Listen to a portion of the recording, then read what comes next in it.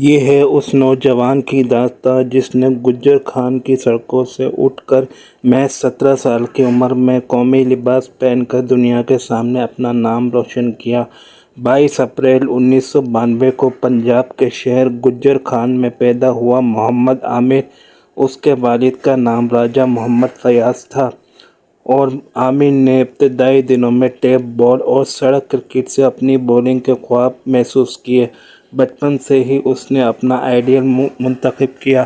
محمد عامر اپنے ایک انٹرویو میں کہتے ہیں کہ اس زمانے میں ٹیپ بال بہت مشہور ہوتی تھی اور بلا ٹینس بال کے نام سے ایک پلیئر ہوتے تھے جو ٹینس بال سے کرکٹ کھیلتے تھے۔ ان دونوں کے درمیان ایک مقابلہ طے پایا جس میں محمد عامر کے کوچ نے کہا کہ اگر آپ اس کو ایک اوور میں 2 چھکے مار دیں تو آپ جس ہوٹل میں بھی بولیں گے ہم اس ہوٹل میں آپ کو کھانا کھلائیں گے، جس پر بلا صاحب نے کہا کہ آپ 2 چھکوں کی بات کر رہے ہیں، میں اس بچے کو ایک اوور میں 4 چھکے ماروں گا۔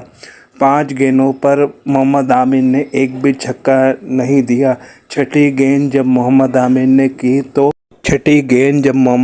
نے کی تو وہ فل ان سوئنگنگ یارکر تھی، جس سے بلا صاحب نے 2 پٹی کی چپل پہنی ہوئی تھی۔ وہ اتنی تیز گیند تھی کہ بلا صاحب کی 2 پٹی کی چپل اتر گئی، جس پر بلا صاحب نے ان کے کوچ کو کہا کہ یہ بچہ یہاں کیا کر رہا ہے، اس کو تو انٹرنیشنل کرکٹ میں ہونا چاہیے۔ بلا صاحب محمد عامر کے چھپے ہوئے ٹیلنٹ کو پہچان چکے تھے۔